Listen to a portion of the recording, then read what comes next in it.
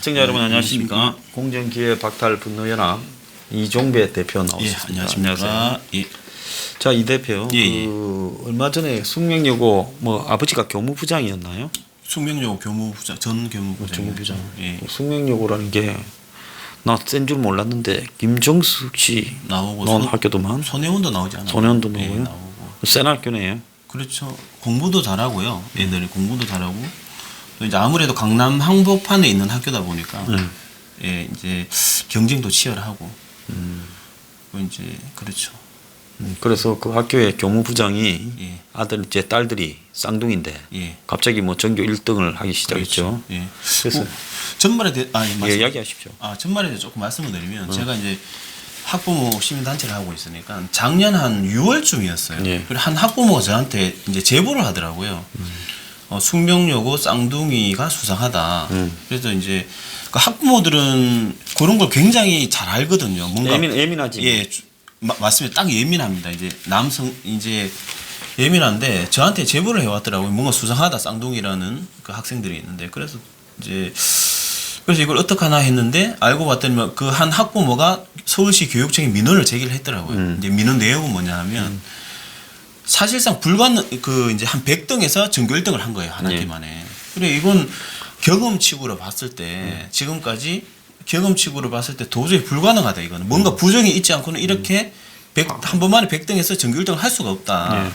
그래서 조사를 해봐라 이렇게 교육청에 민원을 제기를 했고 그래서 이제 서울시 교육청에서 그걸 이제 조사를 했는데 서울시 교육청이 이제 명확한 증거를 못 잡았지만 정황적으로 봤을 때 이건 분명히 부정이 있다 이래가지고 이제 수사 의뢰를 했죠 경찰에. 그래서 수사 의뢰를 해가지고 경찰에서 압수수색도 하고 뭐 저희도 기자회견도 했는데 계속 수사를 한 결과 이건 그 시험지 유출한 게 맞다라고 이제 교무부장을 기소 의견으로 검찰에 송치를 했고 구속됐죠. 그래서 구속되고 1심 선고가 이제 얼마 전에 있었죠. 이틀 전에 이제 얼마 1심 선고했는데 3년 6개월을 이제 징역형을 선고받았고 이제 거기서 재판부에서 하는 얘기는 이제 그런 부분이 있었죠. 이제 예를 들어서 물리 문제가 굉장히 어려운 문제가 있었습니다. 물리 문제 같은 경우. 그걸 암산으로 보통 이제 물리 문제가 뭐 어떤 이제 그 뭐죠? 계산도 해야 되고 공식도 써가면서 계산도 해야 되고 하는데 그게 이제 풀이 과정이 없다는 거예요. 근데 정답은 이제 맞춰 부분에 대해서 이거는 무슨 뭐 거의 아인슈타인급 천재가 아니고 암산으로 풀 수가 없는데 어떻게 이걸 풀이 과정도 없이 이걸 어떻게 정답을 맞췄나? 요즘도 학생들이 시험지에다가나요? 학교 시험은? 그렇죠. 시험지에다가 그렇죠. 그대로 교사들이. 답을 바로 적습니까? 그렇죠. 예. 아. 그래 예 그렇고 또 이제 깨알처럼 아주 깨알처럼 이제 정답만 쭉 적은 거예요. 그래서 이걸 왜 적었냐 그렇게 얘기를 하니까 뭐 쌍둥이들은 그냥 이제 시험 다 치고 나서 자기들이 이제 답 맞춰보려고 적었다는데 이것도 아니다. 이것도 이제 정답을 미리 알고 체크하기 위해서 미리 적은 거라고 재판부는 보고 또 결정적인 증거들이 뭐가 있냐면 교무부장이 그 열쇠를 가지고 있었어요. 저기 뭐냐 시험지 보관하는 금고에 열쇠를 가지고 있었고 그 이제 열 수 있는 권한이 있었고 또 수상한 야근을 많이 했다는. 보통 야근을 하면 야근 대상 같은 게 있지 않겠습니까? 그러면 뭐 자기는 몇 시부터 몇 시가 야근했다라는 건 기록을 남기고 야근을 하는데 그런 기록도 없이 야근을 했다는 거죠. 뭐 그런 정황들을 다 봤을 때. 근데 아버지가 내가 좀 모질하는 사람이다. 예. 왜냐하면 전교 1등을 안 시키고 전교 한 20등이나 15등만 시켰으면 그게 어렵습니다. 그게. 왜 어려워요? 왜 어렵냐면 숙명여고 제가 이제 초반에 말씀드렸다시피 숙명여고 같은 경우에는 경쟁이 잘하는 애들이 다 몰려있고 경쟁이 치열하지 않습니까? 그러면 예를 들어서 한 2문제 틀리면 한 20등 할까? 3문제 틀리면 20등 할까? 이걸 예측하기가 쉽지가 않은 거죠. 아니 그래도 100등에서 한 뭐 100등 했다며요. 150등 140 몇 등 했던 적도 있고. 뭐 그러면 중간에 한 3, 40등 정도로 한 몇 개는 일부러 틀리는 쪽으로 썼으면 이렇게는 안 됐을 거 아니에요. 그럴 수도 있고 그 다음에 또 한편으로 보면 욕심이 과했을 수도 있죠. 빨리 1등을 만들어가지고 거의 정답을 가르쳐줘가 거의 다 맞춰 놓으니까 저렇게 돼버린 거 아니에요? 그래서 뭐 다 맞은 건 아니지만 아무튼 거의 뭐 다 맞다시피 했는데 문제가 뭐냐면 이제 요렇게 지금 저는 그 내신 비례가 비일비재하다고 보거든요. 그러면 이제 다른 사람들이 급격하게 성적이 상승하면 이렇게 걸리니까 이제 소장님 말씀하신 대로 단계적으로 그럼 쌍둥이를 둘 다 안 하고 티 안 둘 중에 나고. 하나를 골라서 한 놈만 밀어주든가 그것도 이제 부모 욕심이 안 돼요. 또 아니면 뭐 한 번씩 교대로 예. 밀어주든가 뭐 이렇게 해가지고 시선을 좀 벗어났으면 완전 범죄로 계속 해먹을 수 있었을 거 아니에요. 그러니까 지금 그런 생각하겠죠. 지금 이제 후회하겠죠. 욕심을 좀 부리고 했는데. 근데 이게 저게 왜 심각한 문제냐면요. 뭐 어디도 마찬가지로 숙련여 같은 경우 정말 그 내신 잘 따고 있어 애들이 진짜 코피가 터집니다 진짜. 근데 학교에서 나는 시험지를 관리한다라는 게 예. 자체가 학교에 선생이 출제하잖아요. 출제하고 관리도 자기들이 하잖아요. 우리 어릴 때 학교 시험에 엄청 스트레스 받고 살았지만 지금 생각해 보면 선생들이 시험지를 관리해서 예. 그때는 학교 등사실이 있었어요. 예. 거기서 다 밀어요. 옛날엔 밀었어요. 예. 옛날에 뭐 인쇄기가 따로 있었나. 요즘은 이제 컴퓨터 인쇄로 뭐 다 되겠지만 예. 우리 때는 등사기로 밀었단 말이에요. 그러면 이렇게 밀다가 뭐 시험지 한 장쯤 빼돌리거나 이런 일이 얼마든지 있을 수 있는데 그렇죠. 자 학교 내신 자체가 지금 얼마든지 시험지를 빼내서 가르쳐주는 일이 있을 수 있지 않겠냐. 꼭 시험지 안 빼내도 쥐가 출제해놓고는 쥐가 낸 문제는 자기가 다 알고 있을 거 아니에요. 그렇죠. 선생이. 알고 있죠. 그래서 그 문제를 자기하고 이해관계 있는 학생들에게나 학생 학원 뭐 지금도 내가 볼 때 선생들 중에서 몰래 가해하는 사람은 요즘은 없나요? 저 소문이 나서 두려웠어요.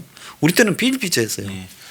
그래서 이제 저는 이게 문제의 본질을 항상 저는 이제 문제 본질을 봐야 된다고 보는데 본질은 뭐냐면요. 소장님 때나 뭐 저도 수능 세대입니다. 때는 같은 경우에는 내신 비중이 크지를 않았기 때문에 신경도 안 썼던 거죠. 뭐 수능 점수 잘 맞거나 뭐 학력고사 점수 잘 맞으면 원하는 대학 다 갔기 때문에 크게 이제 문제화 되지도 않고 했었었는데 지금은 문제가 뭐냐면 그 내신 점수 하나가 대학 당락을 결정하고 무슨 대학 어떤 대학을 갈지 레벨도 결정할 정도로 엄청나거든요. 내신 문제 하나가. 그런데 이 내신 문제를 그렇게 허술한 그 이제 학교에서 관리를 하고 또 교사가 출제를 하고 있고 이게 이제 본질이에요. 차라리 그냥 교사들을 모아갖고 예. 교육청 같은 데서 예. 문제들을 다 내라 예. 해서 교사들이 예. 몇 개씩 내게 하고 그래서 뭐 시나 구 단위로 예. 문제를 섞었어. 임의로. 이제 그게 또 안 되죠. 왜 안 돼요? 왜냐하면 시험 날짜 다 다르나? 아니요 학교마다 내용이 다 다릅니다. 이제 범위도 다르고 또 가르치는 내용도 다르고 그래가지고 예를 교과서가 다 달라요? 그렇죠. 예. 교과서도 다를 뿐더러 교사들이 이제 가르치는 범위도 다르고 내용도 예를 들어 이 교사는 이 부분이 중요하다고 막 가르쳤는데 문제가 뭐냐게 딴 교사는 이제 문제가 냈을 때 가르치지도 않는 문제가 나와버리면 이제 문제가 되게. 요즘 솔직하게 애들이 무슨 학교에서 뭐 공부 배워요? 딴 데서 다 배우지 않나? 그렇죠. 예. 그렇긴 그런데 어쨌든 교사가 가르친 문제가 나와야 되는데 가르치지 않은 문제가 나오면 문제가 되기 때문에 이제 그런 문제가 있고 요 문제가 또 어떤 게 이제 파생이 되냐면 그 학교에서 범위도 다르고 교과서도 다르고 가르치는 내용도 다르기 때문에 그 교사가 낸 문제 밖에 내신 문제를 낼 수가 없지 않습니까? 문제가 뭐냐면 그렇기 때문에 학원에서는 맞춤형 학원이 성행을 하고 그 맞춤형 학원에 갈 수밖에 없다는 거예요. 수능 같은 경우에는 전국에 똑같은 문제이기 때문에 저렴한 인터넷 강의를 이제 들을 수가 있고 사교육비를 줄 수가 있는데 내신 같은 경우에는 무조건 비싼 동네 학원 갈 수밖에 없습니다. 옆 동네도 못 갑니다. 무조건 그 학교 주변에 있는 그 학교 문제를 잘 알고 있는 동네 학원에 갈 수밖에 없어가지고 사교육비가 많이 들고 있죠. 아무튼 수시라는 제도가 온갖 사교육비부터 해서 불공정하고 비리가 이렇게 만연해 있고 막 문제가 한두 가지가 아닙니다. 수시라는 제도가. 그래도 우리가 학교 다닐 때는 다수의 이 교사들은 사회적 책임 의식이나 이런 게 있고 했었는데 요즘은 뭐 교사가 그야말로 직업이 돼 버렸고 그다음에 뭐 정교조니 뭐 이런 것도 있고 또 부모들이 뭐 자식 교육에 대해서 우리 다닐 때보다 훨씬 더 집착하잖아요. 자 이런 상황에서 학교가 시험 문제를 이렇게 간수한다면 이게 엄청난 입시 비리를 그렇죠. 예, 맞습니다. 양산시킬 수가 있다는 거죠. 예. 제가 한 가지 빠뜨렸는데요. 제가 그 이제 소장님께서 방금 말씀하신 그 정책을 지금 주장은 하고 있습니다. 뭐냐면 이제 소장님께서 문제를 다 내게 해가지고 섞어가지고 그게 저희는 뭐냐면 전국 단위 내신도 이제 수능은 전국 단위 시험이지 않습니까? 내신도 전국 단위로 해라. 난 그게 맞다고 예, 똑같이 봐요. 이제 주장을 하고 있는데 이제 현실적으로 어려움이 있지만 저는 그나마 내신을 이렇게 내신 위주로 간다면 1단계적으로 그거라도 시험을 출제하는 그렇죠. 범위에 대한 가이드라인을 제시하고 그렇죠. 그렇게 하면 되죠. 여기에 대해서 맞추어서 교육하라고 하고 그렇죠. 맞습니다. 예. 그래서 그렇게 해서 뭐 문제를- 교과서가 다르더라도 보편적인 문제들이 예, 있을 거 맞습니다. 아니에요? 맞습니다. 예. 그런 문제를 갖다가 전부 교육부에서 내서 예. 그걸 갖다가 학생들한테 같은 날 시험을 치게 그것도 이제 내신 문제 내신의 지금 어떤 핵심적인 문제점을 해결할 수 있는 방안이고 저희 단체에서 그걸 이제 그 주장하고 있는 부분입니다. 저는 그게 예, 맞는 말씀이십니다. 꼭좀 제가 돼져야 된다 예, 예, 이렇게 보겠습니다. 예. 자 요즘 로스쿨에 무슨 스카이캐슬쯤 됐다. 예. 그러니까 뭐 서울대 연고대 로스쿨이 예. 아성이 됐다 이야기입니까? 그것도 예. 금클빅이 뭡니까? 금클빅이 뭐냐면요. 검사, 사. 로클럭이라고 이제 판사가 되기 전에 가는 과정이 있거든요. 예. 이제 그 로클럭이라는 클럭 해가지고 클럭 해가지고 빅은 뭐냐면 빅펌 해가지고 메이저 로펌. 메이저 로펌 금클빅이라고. 그럼 클은 뭐라고요 정확하게? 로클럭이라고 합니다. 로클럭. 그 무슨 이야기입니까? 그러니까 이제 쉽게 말씀드리면 판사 가기 전에 예. 어떤 연수받는 교육 어떤 기관이라고 보시면 돼요. 로클럭. 어디 있어요 그걸? 사법연수원 같은 거예요? 그거는 제가 사법연수원에서는 사법연수원에서 하고 있나요? 제가 그건 한번 알아봐야 될 것 같습니다. 로클럭? 예, 로클럭이라고 합니다. 클럭이 무슨 말이에요? 로클럭이 이제 어떤 일종의 보조 사원 같은 개념인데. 아 그러니까 로우 법 할 때 로우에다가 영어로 클러크. 예, 어? 그렇죠. 사원 그래서- 같은 거 이런 거 할 때 클러크. 그래서 로우 이제 클러크. 법원에 가가지고 어떤 보조 업무를 하면서 판사의 그런 업무를 익히는 뭐 검찰에도 가고 그러겠네요. 그렇죠, 예. 그러니까 검사 15, 판사 15. 뭐 그런 개념이죠. 15라는 거의. 이야기네요. 예. 그러면 로 클러크가 돼야 예. 또 판사도 되고 그걸 거쳐서 예. 이 검찰 클러크가 돼야 예. 또 검사가 그렇죠. 되고 예. 그런 거 근데 아니겠어요? 이게 웃긴 상황이 뭐냐 하면 이제 변호사 시험 합격하기 전에 선발을 합니다. 합격하기 전에. 그리고 웃긴 상황이 뭐가 있었냐면 어떻게 그게 가능해요? 미리 이제 뽑아놓고 근데 웃긴 상황이 그럼 뭘로 뽑아요? 그게 이제 깜깜인 거죠. 뭐 검사 같은 경우에는 필기시험을 본다는데 또 오로지 필기시험 성적으로 뽑는 것도 아니고 뭐 다양하게 보겠죠. 뭐 필기 점수, 또 학점, 또 뭐 아니 그러면 하나 물어봅시다. 만약에 변호사 시험을 떨어진 사람은 어떻게 돼요? 로 클럭. 그런 경우가 있었어요. 그 로 클럭은 되고 변호사 시험 예, 떨어지면 거기는 선발이 됐는데 변호사 시험을 합격을 못한 거죠. 그러면 그래가지고 왜 문제가 그래요? 변호사 시험 걸린 사람 중에 로 클럭을 뒤에 따로 보면 되지. 그것도 저는 왜 그런지 모르겠네요. 아무튼 이해할 수 없는 그런 제도 그 시스템이 많습니다. 이 로스쿨 같은 거. 그 아니 사전에 먼저 입도 선매하자고 그러는 것 같기도 하네. 그렇죠. 그리고 어떤 게 있냐면 아니 되고 나면 예. 로펌으로 가거나 우수한 인재들이 예. 성적이 좋거나 그럴까봐 네. 사전에 변호사 시험 되기 전에 미리 네. 거기 로클럭에 된 사람은 그렇죠. 아마 로클럭에 됐다가 예. 나중에 로클럭 안 간다 그러고 변호사 시험 됐다가 이제 로펌 가버리면 그 사람은 다시는 아마 판검사 안 시켜줄 걸. 그렇죠. 예. 안 그러겠어요? 예, 예. 면접도 그리고 있을 건데. 또 로펌에서는 1학년 때부터 입도 선별을 하는 경우도 있다 그러더라고요. 1학년 때 어떻게 입도 선매를 해요? 이제 제가 봤을 때 요즘은 실력이 검증이 안 되지 않습니까? 예. 왜냐하면 석차도 공개하는 것도 아니고 예. 점수도 이제 공개하는 예. 것도 아니기 때문에 이제 그 어떤 이윤을 창출하는 로펌 입장에서는 어떤 학생을 선호하느냐, 실력 있는 학생보다는 자기 회사에 어떤 그 사건을 많이 수임해 올 수 있는 배경이 좋은 그런 학생들을 집안의 배경이 예를 좀- 들어서 뭐 뭐 스물 몇 살짜리가 배경이 좋아봤자 뭐 좋을 배경이 자기 있어요. 아버지가 예를 들어서 대기업의 임원이다 뭐 이러면 그 그러네. 대기업의 어떤 사건들을 많이 가지고 올 수도 있지 않겠습니까? 그런 배경을 본다는 거죠. 부모 배경을 요즘은 그렇다 그러더라고. 사법 시험 때는 이제 성적이 공개가 되기 때문에 이제 성적대로 뭐 말씀드렸다시피 100등까지 판사, 200등 검사, 한 400등까지는 로펌 뭐 이렇게 선발이 됐었는데 지금은 이제 배경 같은 거 보고 이제 그런 식으로 이제 모 총장 예. 딸이 스카이에. 모 총장 딸이 그 이제 유명한 로펌에 이제 입도 선매가 됐죠. 입도 선매가 됐는데 그걸 떨어진 거예요, 변호사 시험을. 그래가지고 이렇게 변호사 시험을 떨어질 정도의 허접한 실력이 우리나라에 정말 유명한 로펌에 어떻게 들어갈 수 있나 이래가지고 로스쿨 시스템이 문제가 많다 뭐 이런 비판을 이제 많이 했었었죠. 그 웃깁니다 로스쿨 제도. 요즘 보니까 뭐 구피플인가 해가 예. 뭐 로스쿨에 들어가기 위해 변호사 시험 뭐 뗀 애들이 예.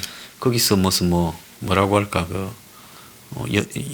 이 뭐라고 그러나 15 같은 로스쿨에 예, 예. 정식 로스쿨 변호사가 아니고 예. 최종적으로 뭐 한 실무. 2명만 뽑는데 예. 뭐 6명이 경쟁을 하는 그런 TV 프로가 예능 비슷하게 그 과정을 다루는 그런 TV 프로도 생겼더라고요. 그렇죠. 예. 씁쓸하죠 이게. 그거 씁쓸하더만. 예, 씁쓸하고 저는 이제 뭐 여러 가지 뭐 해석할 수 있겠지만 그만큼 로스쿨 출신들이 그러면 실력이 좀 떨어진다고. 왜냐하면 사법연수 사법시험 체제에서는 사법시험 졸업하면 그래도 다 웬만한 그래도 큰 어떤 문제 없는 법률 서비스를 받을 수 있다라는 그런 신뢰가 있지 않았습니까? 예. 근데 이제 로스쿨 출신 같은 경우에는 그만큼 이제 그 어떤 이제 서바이벌식으로 경쟁을 시켜야 될 정도로 그걸 이제 눈으로 확인해야 될 정도로 로스쿨 출신들의 실력을 이제 신뢰를 좀 하기가 어렵죠 지금 상황에서. 자, 참 안 그래도 법도 개판으로 자의적으로 지평하는데 법을 지평을 돕는 사람들이 실력이 이래 떨어져서는 큰일이라 생각됩니다. 저는 전반적으로 정치도 그렇고 제도도 그렇고 어떤 기강이 무너진다라는 느낌이 요즘 많이 듭니다. 예, 나라가 꼬라지가 원래 망하려면 그래 됩니다. 자, 지금 뭐 택시하고 요즘 카카오하고 자주 만난다고요? 요즘에 뭐 이게 이제 어떤 국민들의 관심을 많이 끌더라고요. 근데 쟁점이 오늘 좀 말씀드릴 게 많은데 말씀하세요. 그 제일 황당한 게 뭐냐면 이제 카카오 측에서 상생하자 그러면서 제안을 했는데 택시비를 한 3배 올리자고 제안을 했더라고요. 이게 제가 카카오가 헛웃음이 나오고 있습니다. 카카오가 그렇게 빼기세요? 요즘 보니까 뺄 수밖에 없죠. 이재용이 예. 카카오에 팔고 다운 팔고 소카 차린 이재용이도 예. 뭐 국가 고위 경제 공무원들을 막 그냥 마음대로 지 마음대로 쳐바르고 막 그렇죠. 말 함부로 막 하더만 택시 예. 분이시네. 예. 그 카카오도 또 그래요. 그럼 이것들이 도대체 카카오나 이게 저기 뭐 소카 뒤에 예. 누가 있어서 지금 이렇게 아나무인이에요? 근데 이재용이 보니까 그 뭐 현 정부에서 무슨 직책을 하나 민간 뭐 해가지고 맡았더라고요. 무슨 개혁 뭐 분과위원인가 예, 뭐 맡았다 맡았고. 핵심 분과위원장인가 예. 그걸 때려치웠더만. 예, 맡았던 적이 있고. 근데 때려치울 때 치우더라도 맡았다는 자체가 뭔가 좀 아니 그런 끈이 그것뿐만 있다는 아니라 느낌이 이재용이 밑에 정치판에서 어릴 때부터 그 있던 뭐 비례대표 보좌관인가 하던 뭔가, 애들 예. 그 저기 뭐 구의원 비례대표 나 구의원 비례대표가 있다는 것도 이번에 알았네. 구의원 비례대표 하던 애를 그 데려다가 지 밑에 본부장으로 뒀다가 예. 또 걔가 지금 청와대 청년 비서관 간다며요. 그렇죠. 예. 청년 비서관. 청년 비서관으로 또 갑니까? 그 청년으로서 지금 바닥에서 아스팔트에서 그렇죠. 사회 변화를 위해서 애쓰는 청년으로 저렇게 정치판만 돌다가 이종희 밑에 가서 본부장 하다가 그렇죠. 또 청년 비서관 가는 데 대해서 어떻게 생각해요? 어떤 우리 사회의 여러 폐단 중에 하나를 단적으로 이제 보여주는 사건이라고 보고요. 예. 이제 이런데 이제 국민들이 실의를 이제 그 희망을 잃고 예. 좌절을 하게 되는 거죠. 저조차도 그렇지 않습니까? 이게 뭐 아스팔트에서 정말 잠 안 자고 성명서 쓰고 기자회견하고 투쟁하고 예.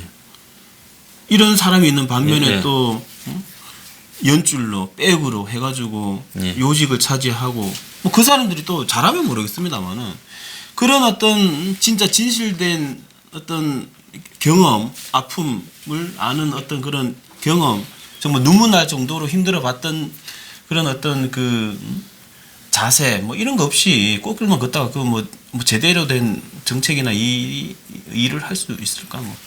자, 그래서 택시 업계가 예. 뭐 카카오와 손을 잡고 뭐 타다 퇴출을 외춘다는데 이게 뭔 말이에요? 지금 택시가 카카오하고 왜 만나요? 카카오하고 예. 택시하고는 뭐 개인 택시하고 뭐 회사 택시하고 또 입장이 다르다고도 그렇죠. 하고 뭐 예, 택시 예. 단체와 카카오가 만나서 예, 예. 뭐 혁신 플랫폼을 만들어서 그렇죠. 뭐 기존보다 뭐 업그레이드된 예, 예. 뭐 이 공유와 택시를 결합한다 어쩐다 했었는데 예. 그래서 그걸 소비자들의 의견이 없이 저들 둘이 이해관계에 따라서 그것이 합의가 될 수 있겠나? 그렇죠. 나는 예, 또 안 의문을 되고. 가지고 있어요. 예. 그리고 뭐 가격이 몇 배 올라간다는 이야기도 세 있고, 배 뭐 이상 올린다. 뭐 고급 택시를 만든다는 이야기도 있고. 그렇죠. 근데 택시 기사분들과 카카오 사이에 만나서 대화를 하는 것 자체가 잘못된 거고, 카카오가 예를 들어서 카풀을 안 한다면 안 하는 걸로 빠지면 되지. 그렇죠. 왜 또 새로운 택시를 또 카카오하고 택시하고 만나서 왜 자꾸 이야기를 하게 만드는 거예요? 그리고 정부가 자꾸 그걸 알선시키는 모양새도 보이는데 난 이해가 안 가는 거예요. 그 택시의 노조 지도부든 택시 단체 지도부도 이해가 안 가는 게 카카오하고는 하지 마라 했으면 안 한다 하면 그걸로 끝난 거지. 만나가지고 뭘 또 논의해요? 또 뭐 그 논의를 해서 택시 기사분들한테 도움이 될 내용이 있을 거라고 저는 눈꽃만큼도 생각 안 합니다. 맞습니다. 예. 그래서 사람들이 자꾸 이상한 소리들을 처음에 본질하고는 다르게 하는데 차라리 그것보다는 명쾌한 거는 예. 지금 이재용이가 예. 무슨 뭐 택시 기사 매너를 처음에는 국가가 사는 것처럼 말을 했다가 또 사회복지 이야기를 하니까 예. 이제 거기에 대해서 네이버 창업자 중에 한 명이었던 사람이 예. 김정호라고 이 양반은 진짜 순수한 이 장애인들을 위한 사회 적 기업을 하는 모양이에요. 예. 그래서 아니 택시 기사들은 택시 한다고 개인 택시들은 1억을 들여서 매너를 사는데 그렇죠. 니는 돈 한 푼 안 들이고 택시 사업에 그 앱이라고 하나 만들어가 예. 그걸 혁신이라고 뛰어드는데 그게 무슨 놈 혁신이냐. 맞습니다. 예. 그래서 페이스북에 서민은 돈을 1억씩이나 모으고 그 돈으로 매너를 사고 또 매너를 취득하려 하면 3년 무사고 있어야 예? 되죠. 3년 무사고 이력도 쌓아야 되고 예. 그런데 우버 같은 외국계나 대기업은 아무런 매너도 안 사고 투자도 안 하고 예. 그다음에 자가용 운전자나 모으고 카니발이나 사가지고 아무나 써서 운행하면서 수입을 올려도 된다라는 말이냐 이런 말을 했어요. 예. 그러면서 지금 네가 하는 게 뭔 너무 혁신이냐 모빌리티냐 예. 그렇게 말을 했는데 굉장히 옳은 이야기를 했다고 봅니다. 그렇죠. 예. 저도 이제 요거 보고 아차 싶더라고요.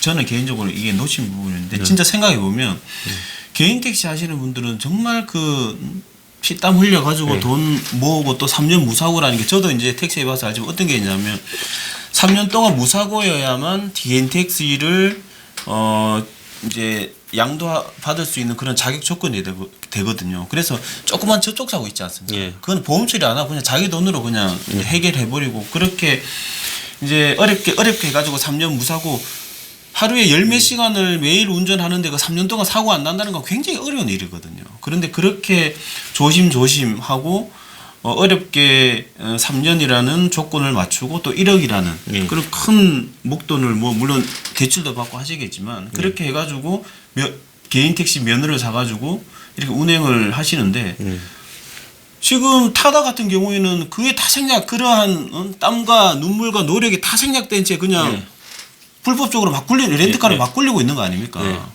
그러니까 저는 그 네이버 그분 말씀이 100번 저는 공감을 그래서 하고 택시 기사가 16만 명이면 1억씩 냈으면 16조를 내고 각자가 그렇죠. 16만 명이 모여서 16조를 내고 운영하는 건데 예. 우버가 무슨 90조가 넘는다고 해서 우버가 시장에 들어오면서 돈 낸 게 뭐 있냐는 거지. 맞습니다. 앱 하나 들고 그게 혁신이라고 할 수 있냐는 거예요. 그래서 우버가 성공했다고 한국에도 그거 하자. 그게 혁신이다. 난 틀렸다고 봐요. 우버를 허용해 준 미국이 틀린 걸 수 있는 거예요. 예? 미국에서 우버를 허용해 준 게 왜 미국에는 택시 기사들의 목소리들이 높지 않으니까 저런 사업이 허용되어 버린 거예요.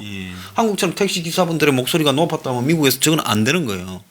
그런데 그거 해가지고 이 사업에 뛰어들어가 수익성도 없으면서 결국은 주식 상장해서 돈 벌고 투자 유치해서 돈 버는 것밖에 더 드는 거예요. 맞습니다. 그래서 타다가 1000대면 개인 택시가 1000대이고 그러면 타다는 매너권을 안 사고 그냥 1000억을 덜 투자한 건데 개인 택시가 1000대면 1000억을 투자한 거란 말이에요. 맞습니다. 그러니까 타다는 투자를 덜 했으니까 훨씬 싸게 운영할 수 있는 거다. 그래서 차라리 하려 하면 매너를 예.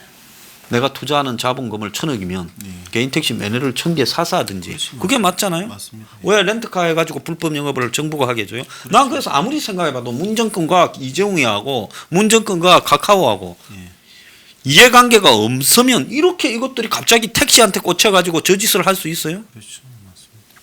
그래서 제가 이 택시 기사분한테 말씀드리면요. 뭔 카카오하고 상생을 합니까? 아니 택시 기사분들이 카카오하고 상생해서 남을 게 뭐 있겠어요? 이것도 웃기는 거고 못하게 하면 그냥 못하게 하고 여러분들은 열심히 택시 모시는 게 맞아요. 그러니까 이제 정부에서 계속 이렇게 불러내니까 가시는 것 같은데 그리고 이게 그 타다 같은 경우에 이게 저는 이제 구조적으로도 성공할 수 없는 제도라고 보는데 이거 해갖고 돈 벌라고 하는 거 아니라니까. 이거 해서 택시들이 많이 죽고 저것들이 이걸 4, 5천 대 하면 회사 가치가 몇 조다. 이래가지고 그거 해서 투자 유치하고 그걸로 또 상장시켜서 돈 벌고 나면 그다음에 내가 또 털어버리고 망할 때쯤 되면 떠버리면 되잖아요. 그렇죠. 다음도 이 사람 뭐 핵심인 게 뭐 있어요. 다음이 그냥 네이버한테 박살이 나잖아요. 그렇죠. 팔고 갔잖아요. 맞습니다. 그러니까 결국은 이재용이 보고 뭐 저보고 누가 그런 댓글 달아놨어요. 이재용이가 토론하자 하면 할 거니까 뭐 이종배하고 황장수 너 둘이서 이재용이 씹지 말고 토론하자 해서 내가 토론하자 했어. 예. 그래서 나 상대해 줄 거니까 이재용이 연락되는 사람이 있으면 연락해가지고 여기 좀 넣으라 그래요. 예? 출연료도 줄 거니까 그래서 스로간에 공정하게 시간 배분해서 중간에 사회자 공정한 사람 씌워서 이 타다 택시가 옳은 건지 안 옳은 건지 이재용이 혼자서 막 떠들지 말고 당신은 뭐 부총리도 까고 금융위원장도 까고 공정거래위원장도 까고 하니까 겁이 없는 모양인데 나도 겁이 없는 사람이니까 당신하고 나하고 한번 여기서 토론 좀 해보자고. 예? 젊은 사람이 돈 좀 벌었다고 말 그렇게 함부로 하는 거 아니에요. 그리고 그 말도 좀 웃기더라고요. 이제 면허를 사서 해라 하려면 그것도 이제 면허를 사가지고 하는 것도 법을 개정을 해야 되겠죠. 해가지고 그렇게 합법적으로 해라 그러니까 뭐 면허를 사게 되면 이제 1억 투자하신 분들이 지금 택시 기사를 하면 연 한 뭐 3, 4천 가까이 벌어 가시는데 그 면허를 만약에 팔게 되면 1억 가지고 뭐 어디 뭐 은행에 넣어놓든지 해도 뭐 1년에 한 3, 400도 벌기 어렵기 때문에 이제 그 면허를 지금 이제 가지신 그런 기사님들이 상황이 열악해질 수가 있다. 그런 말도 안 되는 그런 아주 옹색한 그 변명을 하더라고요. 그래서 아무런 기술도 없고 이건 모빌리티가 아니에요. 그냥 운송 사업이요. 앱 없을 때는 전화기로 했어요. 그렇죠. 나라시로. 김정은 대표도 했대요. 그래 다 했던 거예요. 전화기 하던 거를 무슨 요즘 이제 인터넷 시대니까 인터넷 애플리케이션 하나 얹어놓고 해. 그게 무슨 놈의 혁신이고 그게 운송 사업을 왜 모빌리티라고 하면서 혁신 사업처럼 포장하고 자빠졌어요. 그게 혁신이면요. 제가 또 어떤 게 있냐면 이제 고시 공부할 때 돈 번다고 그 강남에서 이제 오토바이 배달 아르바이트를 했던 적이 있는데 제가 그래서 이제 강남 같은 경우에는 골목 속속들이 다 잘합니다. 거기 이제 강남 지역에 다 잘하는데 그게 뭐가 있냐면 그거 좀 말씀드려야 됩니까?